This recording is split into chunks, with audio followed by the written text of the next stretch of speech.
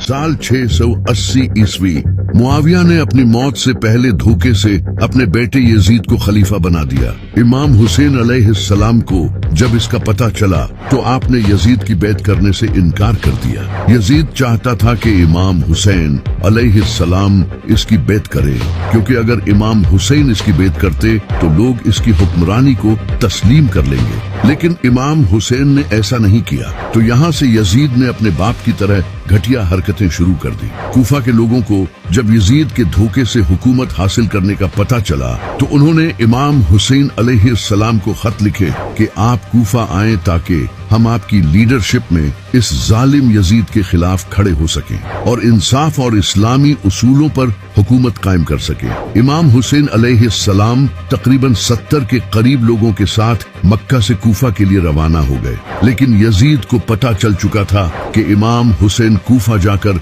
इसके खिलाफ हुकूमत खड़ी करेंगे। तो यजीद ने उस वक्त के कूफा के गवर्नर नोमान इब्न बशीर को गवर्नर की पोस्ट से हटा दिया, क्योंकि ये एक सहाबी थे और इमाम हुसैन अलैहिस्सलाम की बहुत इज्जत करते थे। इनकी जगह इस जालिम ने उबैदुल्लाह इब्न जियाद को गवर्नर बना दिया। दूसरी तरफ जब इमाम हुसैन अलैहिस्सलाम कोफे की तरफ सफर कर रहे थे तो उबैदुल्लाह इब्न जियाद ने एक बड़ा लश्कर इमाम हुसैन की तरफ रवाना किया और आखिर 2 मुहर्रम को इस लश्कर का सामना इमाम हुसैन से रास्ते में ही एक जगह पर हुआ जिसका नाम है करबला। यजीद की इस फौज का लीडर अमर बिन साद था। इसने इमाम हुसैन को यजीद की बैत करने पर मजबूर किया, लेकिन इमाम हुसैन अलैहिस्सलाम ने कहा कि मैं किसी जालिम की बैत नहीं कर सकता। इसने इमाम हुसैन को धमकियां दी, लेकिन आप हक पर डटे रहे। कुछ दिनों बाद जब अमर बिन साद को पता चल गया कि इमाम हुसैन सरेंडर नहीं करेंगे तो इसने इमाम हुसैन अलैहिस्सलाम के काफिले का पानी बंद कर दिया और दरिया पर फौज खड़ी कर दी। इस दरिया का नाम दरियाए फुरात था, जिसे आज हम यूफ्रेट्स रिवर कहते हैं। ये वही दरिया है जिसके बारे में नबी अलैहिस्सलाम ने फरमाया था कि क़यामत से पहले इस दरिया से सोना निकलेगा और लोग इस पर लड़ते हुए मर जाएंगे। जब 7 मुहर्रम को इमाम हुसैन अलैहिस्सलाम के काफिले का पानी रोक दिया गया तो यहाँ से जुल्म की इंतहा शुरू हुई। उस वक्त करबला में तकरीबन 40 to 50 डिग्री टेम्परेचर था। इतनी गर्मी में अगर इंसान पेट भरकर भी पानी पी ले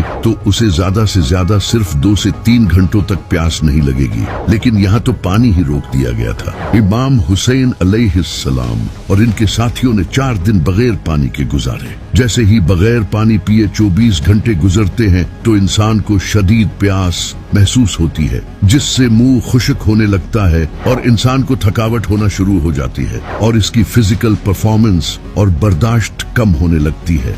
2 दिन बाद प्यास और ज्यादा बढ़ जाएगी और मुंह पूरी तरह से खुश्क हो जाएगा और स्किन भी ड्राई और बहुत कम इलास्टिक हो जाएगी। अब बॉडी बार बार पानी पीने का सिग्नल देगी। उस वक्त माइंड में सिवाय पानी के दूसरा ख्याल नहीं आएगा। इसके अलावा हल्कापन, चक्कर आना, उलझन होना, ये सब शुरू हो जाएगा, जिससे ब्लड वॉल्यूम और प्रेशर कम होने लगेगा। हार्ट बीट बढ़ने लगेगी ताकि ब्लड प्रेशर मेंटेन रह सके। 3 दिन बाद अब प्यास की कोई इंतहा नहीं होगी। ब्रेन काम करना कम हो जाएगा, उलझन होने लगेगी, मसल्स और सर में शदीद दर्द होगा, आंखें धंस जाएंगी और स्किन और भी ड्राई और झुर्रियों वाली हो जाएगी। जिस्म तेजी से सांस लेगा ताकि ब्लड वॉल्यूम कॉम्पेंसेट कर सके।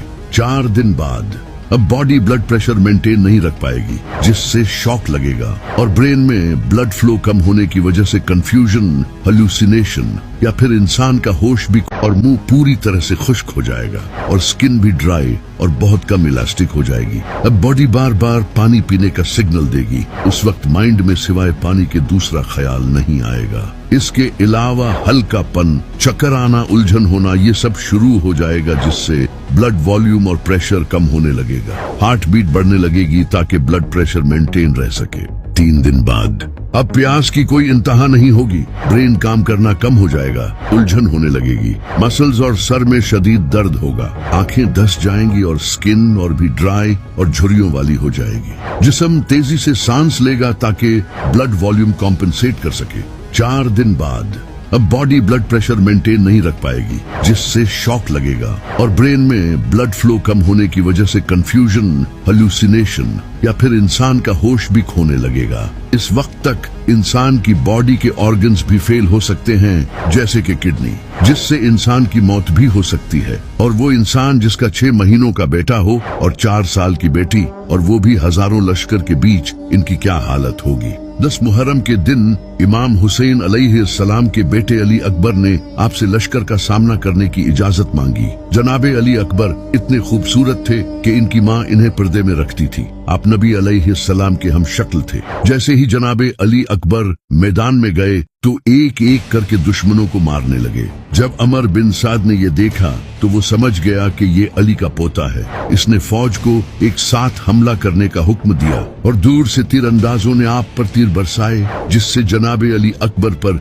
हर तरफ से हमला होने लगा और आप शहीद हो गए। जब इमाम हुसैन अलैहिस्सलाम जनाबे अली अकबर के पास आए तो आपने अली अकबर को देखकर कहा कि काश आज हजरत इब्राहिम अलैहिस्सलाम मेरे सामने होते, मैं उन्हें बताता कि आपने तो अपना एक बेटा कुर्बान किया था जबकि आपकी आंखों पर पट्टी बंधी थी, लेकिन देखें मैं किस तरह अपने बेटे कुर्बान कर रहा हूँ। जनाबे अली अकबर की शहादत के बाद इमाम हुसैन अपने दूसरे बेटे अली असगर को हाथ में उठाकर यजीदी लश्कर के पास गए और कहने लगे कि मेरे लिए न सही लेकिन कम से कम इस बच्चे के लिए तो पानी दे दो। लेकिन एक घटिया जालिम ने गले में तीर मारकर जनाबे अली असगर को शहीद कर दिया। इस तरह इमाम हुसैन के दोनों बेटे अली अकबर और अली असगर शहीद हो गए, जिनके नाम आपने अपने बाबा अली के नाम पर रखे थे। अब इमाम हुसैन अलैहिस्सलाम के काफिले को पानी पिए 4 दिन हो चुके थे तो इमाम अली अलैहिस्सलाम के बहादुर बेटे जनाबे अब्बास ने इमाम हुसैन से पानी लाने की इजाजत मांगी। ये इमाम अली अलैहिस्सलाम के ऐसे बेटे थे जिनकी बहादुरी देखकर लोग उन्हें इमाम अली समझते थे। हजरत अब्बास घोड़े पर सवार हुए और तेजी से दरिया की तरफ बढ़े। वहाँ एक लश्कर पहले से ही पहरा दे रहा था। हजरत अब्बास इस लश्कर को चीरते हुए आगे बढ़े और रास्ते में आने वाले हर मुनाफिक को कत्ल करते गए, जिसे देखकर सारी फौज पीछे हट गई और जनाबे अब्बास दरिया के पास पहुंच गए। आपने मशकीजे में पानी भरा। पानी को देखते ही जनाबे अब्बास को पीने का दिल किया, क्योंकि वो पिछले 4 दिनों से प्यासे थे। लेकिन आपने ये गुवारा नहीं किया कि मैं पानी पी लूं जबकि मेरा खानदान प्यासा बैठा है। आप मशकीजे में पानी भरकर वापस मुड़े और फिर से लश्कर को चीरते हुए वापस बढ़ने लगे। लेकिन एक जालिम ने आपके बाजू पर हमला किया, जिस हाथ में आपने मशकीजा पकड़ रखा था, और आपका बाजू कट गया। आपने मशकीजा दूसरे हाथ में पकड़ा और तेजी से खेमों की तरफ बढ़े, लेकिन आपका दूसरा बाजू भी कट गया। फिर आपने दांत से मशकीजा पकड़ा, लेकिन अफसोस आपके सर पर जालिमों ने तीर मारा, जिससे मशकीजे का सारा पानी बह गया। इमाम हुसैन जनाबे अब्बास के पास आए तो जनाबे अब्बास ने कहा, भाई मुझे माफ कर दें, मैं आपके लिए पानी न ला सका।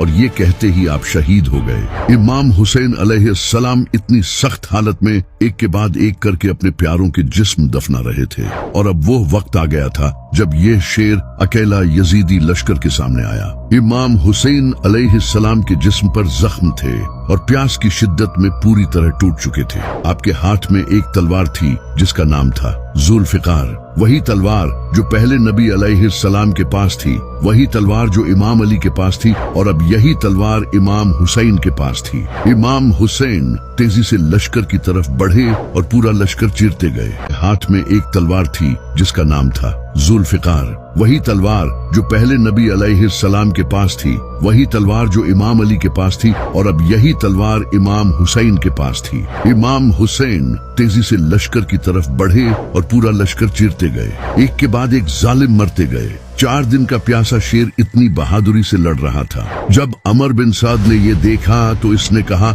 ये अली का बेटा है, इससे दूर रहो और तीरों से इस पर हमला करो। पूरे लश्कर ने इमाम हुसैन अलैहिस्सलाम पर तीर बरसाए और आपका जिस्म मुबारक तीरों से भर गया। इमाम हुसैन अलैहिस्सलाम जमीन पर गिरे और अल्लाह के सामने आखिरी सजदा किया और शहीद हो गए। एक बुक है जिसका नाम है एंग्लो सैक्सन क्रॉनिकल।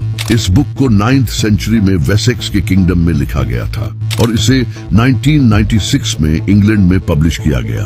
इसमें हजरत ईसा अलैहिस्सलाम के दौर से लेकर ब्रिटेन में होने वाले तमाम इम्पोर्टेंट इंसिडेंट्स को लिखा गया है। इसी बुक के पेज नंबर 38 में एक अजीब सा वाकया लिखा है जो कि साल 685 ईस्वी में हुआ था। इस किताब में लिखा है कि इस साल आसमान से इतना खून बरसा कि दूध और मक्खन तक खून में बदल गए। लेकिन आखिर इसके पीछे की वजह क्या है और ये क्यों हुआ था? इस किताब में लिखा है कि ये वाकया साल 685 ईस्वी में हुआ था। अगर इस्लामी कैलेंडर के हिसाब से देखा जाए तो ये इमाम हुसैन अलैहिस्सलाम की शहादत के बाद का टाइम है और इसी साल ब्रिटेन में खून की बारिश हुई। इतनी बारिश के दूध और मक्खन तक खून में बदल गए।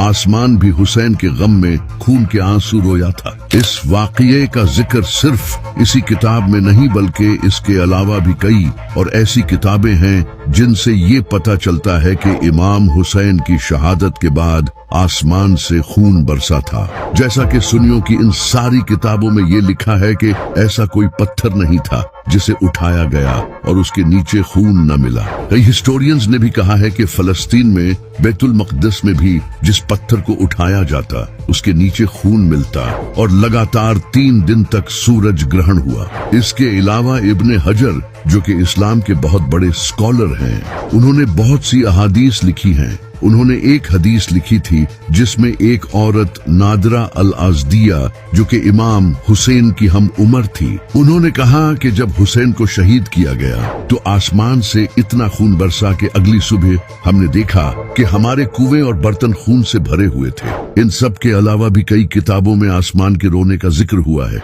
इन किताबों के नाम आप स्क्रीन पर देख सकते हैं। इन सब किताबों में ये लिखा है कि इमाम हुसैन की शहादत के दिन आसमान लाल हो गया था और कई दिनों तक लाल रहा। इमाम हसन अलैहिस्सलाम ने फरमाया था कि जब आसमान लाल होता है तो वो रोता है। लेकिन इमाम हुसैन की शहादत का असर सिर्फ आसमान पर ही नहीं हुआ, इसके अलावा भी जानवरों और जिनों तक पर इसका असर हुआ है। एक हदीस है जिसमें नबी अलैहिस्सलाम की बीवी उम्मुल मोमिनीन उम्मे सलमा बयान करती हैं कि मैंने अपने कानों से जिनों को इमाम हुसैन की शहादत पर मातम करते सुना है। जिनों तक को इमाम हुसैन अलैहिस्सलाम की शहादत का सदमा लगा था।